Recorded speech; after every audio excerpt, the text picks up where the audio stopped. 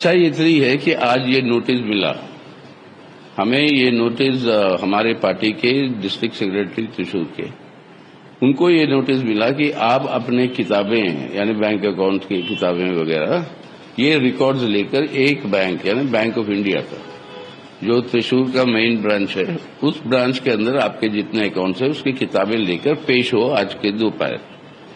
क्यों पेश हो? कुछ नहीं बताया। क्या है कारण जिस वजह से ये कर रहे हो? कुछ नहीं बताया। और इसी के साथ साथ उन्होंने ऑर्डर एक इश्यू किया उनके पास जो अधिकार है उसके तहत बैंक ऑफ इंडिया के मैनेजर को कि सीपीआईएम के नाम पर जो अकाउंट्स हैं उन अकाउंट्स के अंदर कोई ट्रांजैक्शंस ना हो जब तक हम अनुमति नहीं देंगे। इसका मतलब है इसको फ्रीज किया। अब क्यों कर रहे हो ये फ्रीज? इसका भी कोई जवाबदारी नहीं। अब बिना कारण बताए एक ही दिन सुबह आप आते हो, ये समन देते हो, हमारे सेक्रेटरी को बुलाते हो और उसी के साथ साथ बैंक को कहते हो कि ये अकाउंट्स को फ्रीज कर दो। इसका मतलब क्या है? जब चुनाव चल रहे हैं और जबकि सुप्रीम कोर्ट में जब वो केस आया था कांग्रेस पार्टी के अकाउंट्स के फ्रीजिंग पर, तब सरकार के प्रवक्ता ने कहा क्या कि इलेक्टोरल प्रोसेस जब तक नहीं होगी इस तरीके की कोई भी पॉलिटिकल पार्टी के खिलाफ हम एक्शन नहीं लेंगे। लेकिन अब ये हो रहा है, आज ये बुलाया गया। ये सीधा सीधा हमारे हिसाब से इलेक्शंस चल रहे हैं, वहां पे मुख्य जो ताकत है केरल के अंदर वो है मार्क्सवादी कम्युनिस्ट पार्टी के नेतृत्व की एलडीएफ, और उसके ऊपर ये हमला सीधा सीधा ये एक राजनीतिक हमला है। जो भी कार्रवाई करनी है, कानूनी कार्रवाई, कौन सी कार्रवाई, वो देखी जाएगी। लेकिन एक बात उनको बताने की जरूरत है आईटी को और ईसीआई को, ये पूरे अकाउंट हर साल देश भर में कंसोलिडेट करके वो सौंपी जाती है आईटी को और ईसीआई को, जो वो अपने वेबसाइट पर लगाते हैं। एक साल पूरा हो गया फाइनेंशियल ईयर का, अकाउंट सबमिट हो गया, अभी तक कोई ऑब्जेक्शन नहीं आया। अब जब चुनाव चल रहा है, 26 तारीख को पोलिंग है और उससे पहले इस तरीके के एक्शन लेने का मतलब साफ है मतलब कि भाजपा और मोदी सरकार अपने डिपार्टमेंटों का दुरुपयोग करते हुए इस्तेमाल कर रही है अपनी राजनीतिक एजेंडे को आगे ले जाने के लिए। इसकी तीव्र खंडनी नहीं, इसका सही जवाब केरल की जनता देगी। तो क्या एक ही जिले पाही खास जिले के आपके जो अकाउंट है सीपीआईएम के अकाउंट को फ्रीज करने का फैसला किया है, इसके पीछे क्या रीजन बताया गया है? कुछ नहीं बताया, यही हम भी जानना चाहते हैं।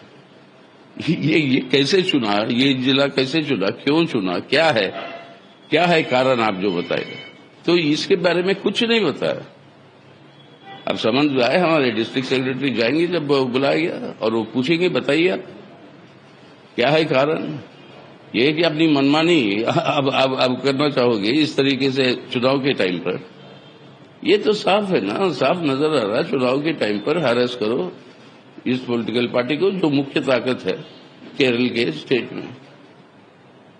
तो क्या ये जो पार्टी के अकाउंट को सीज किया गया है खास जिले में, त्रिशूर जिले में, तो इसको लेकर आप क्या इलेक्शन कमीशन के पास जाएंगे, जाएंगे? नहीं, कानूनी कार्रवाई जो करनी है उसके बारे में एक्सप्लोर किया जा रहा है, करेंगे वो सब करेंगे। लेकिन सवाल यह कि पहले उनको बताए तो सही कि क्यों कर रहे हो ये सब,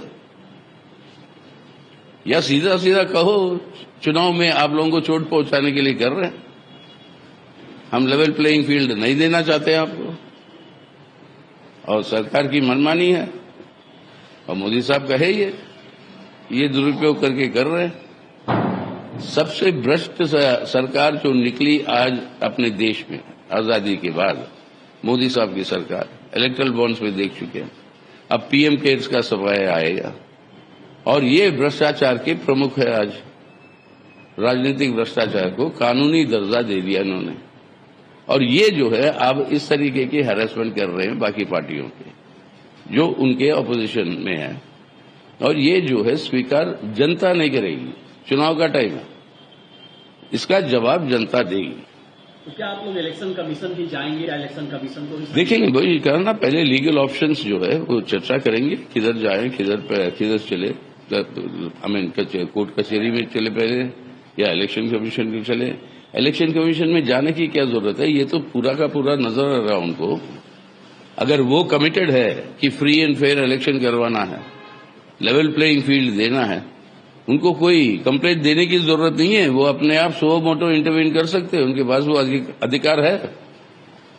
लेकिन अब वो करेंगे, ये सब जो है कंट्रोल कर चुके हैं इन इंस्टीट्यूशंस को मोदी सरकार ने।